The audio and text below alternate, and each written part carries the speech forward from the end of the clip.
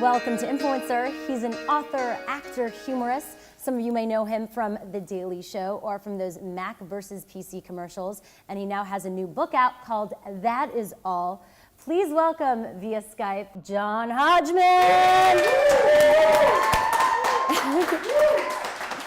I know you love the applause. You're an applause man. Greetings, humans. How's it going on that other planet of yours? The other planet of my mind. So your new book is out. It's called That Is All. Very exciting. Here it is right now. That is all. That's the end of our interview, actually. No, I'm just joking. Now, this is the third book in a series, it seems. Did you realize that it was going to get this far? I mean, what was your initial thinking behind creating this whole trilogy? Well, I always loved trivia and books of trivia in particular because they always tell these little stories. That's a different kind of storytelling. For example, the Book of Lists was always a favorite of mine. So when I wrote my first book, The Areas of My Expertise, I decided to do something that other trivia books hadn't, which is to make up the facts.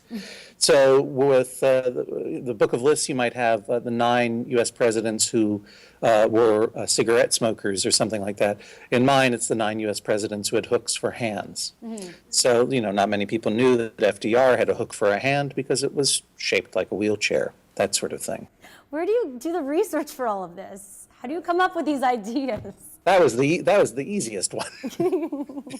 I mean, weird facts about the presidents have been hidden in plain sight from us for all the time. And the fact that FDR had polio, but a lot of the nation sort of chose not to realize it, is sort of the idea behind that joke. And history is full of strangeness, and all it takes is a little exaggeration to remind us just how strange and sometimes funny it is. But when I wrote that first book, my whole goal was to be able to write a second, for that book to be successful enough that I could continue to do it because I had so much fun doing it. Yeah.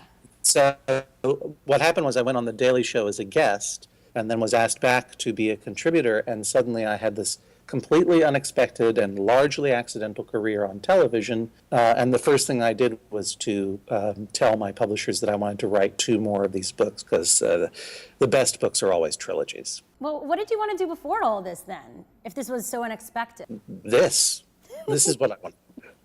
I mean, I always was a writer. I was a magazine writer, and I wrote for McSweeney's, the internet website of literature and HaHa.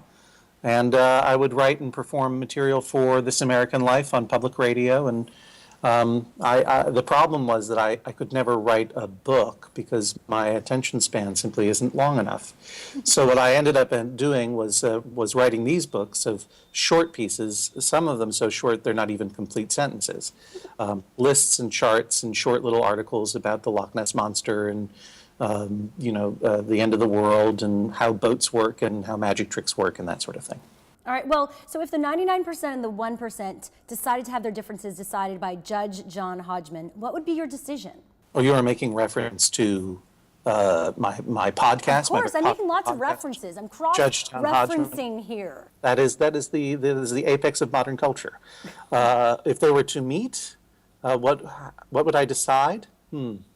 I think I'd sentence them all to live together on an island for a while and let me get some peace and quiet. Oh, that's a very rational decision, Judge. Yes, an island called North America. Well, I love how you do all these podcasts. I mean, you seem to just do so much at once using all these digital tools. Is that important to you? Well, it's astonishing. I've always used Macs, and that's why I was so happy to do those ads. And I was just saying on a hilarious drive time radio show in Seattle today.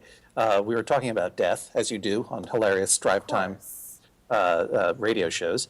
And we were talking about Steve Jobs. And I felt really bad that he was being lauded as a creator of beautiful gadgets. He was that to some degree. But he's really a creator of tools. And that creative tools that creative people have used to create amazing things and will continue to do for generations. The real trick of the thing is that now that we all can have our little media empires, and it's exciting for everybody, is how do we keep talking to each other and not just about ourselves. Do you know what I mean? Yeah. Well, I appreciate you talking to all of us today and sharing all your brilliance. I know you're almost a millionaire, so it's hard to get your time and your attention. I don't want to go into the actual numbers, but look, when I go to a hotel room, I eat the nuts. I know what you mean, John. And you can always follow me. My sort of home base is areasofmyexpertise.com, and also at Hodgman at Twitter. And of course, his book is That Is All. It's available right now. Go to his website, his Twitter, Amazon, wherever. Check it out.